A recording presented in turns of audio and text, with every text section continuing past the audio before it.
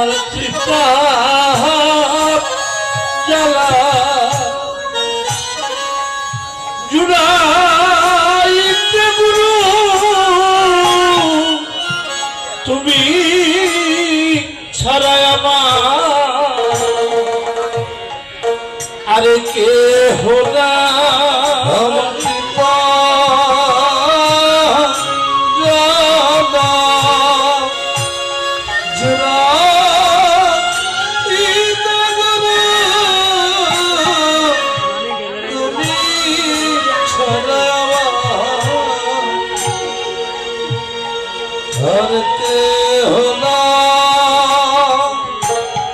আমার শেষের দিনে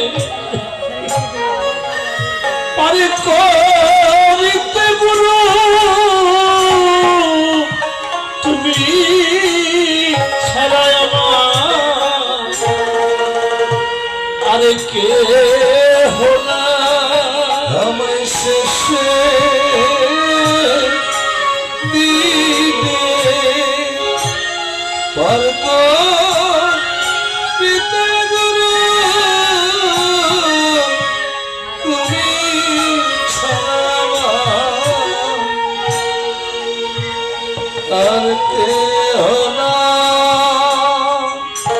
আমায় অন্ধকারে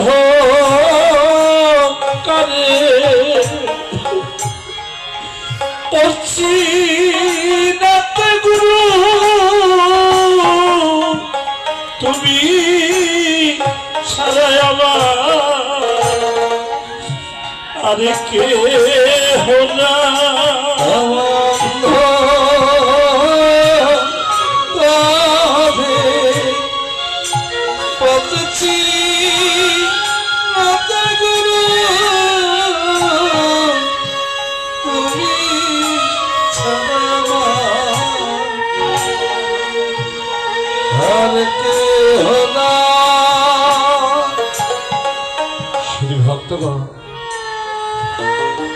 আমরা মনে করি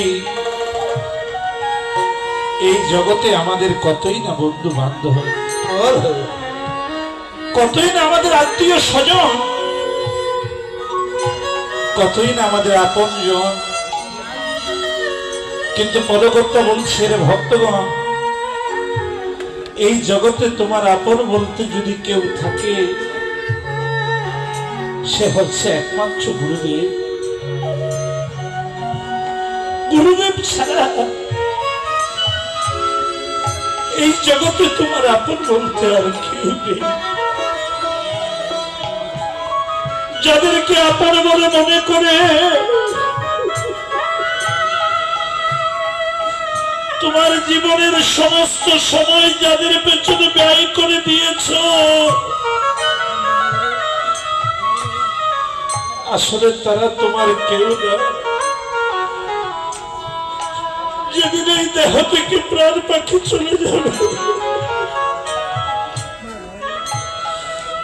সেদিন এই জগতের কেউ তোমার সাথী হবে না, তোমার সঙ্গে যাবে না। সেদিন কেউ আর ভালোবেসে বলবে না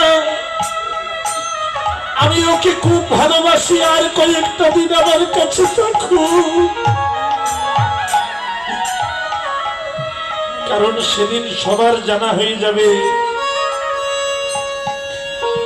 এই নিতর দেহ যদি রাখা হয় সেই দেহ থেকে দুর্গন্ধ ছড়াবে।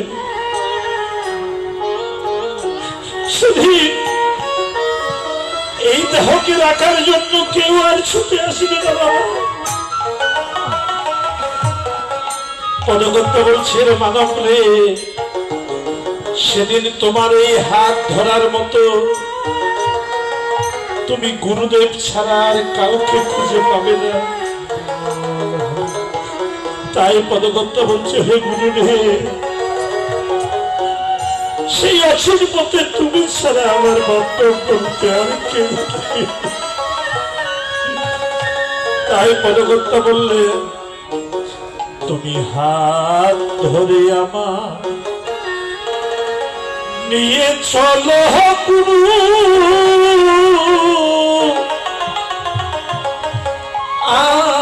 আমি যে চিনি না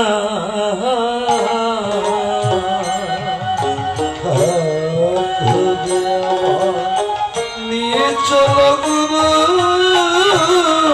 আমি যে চিনি না। তুমি হাত ধরে আমার নিয়ে চলো গুরু আমি যে চিনি না।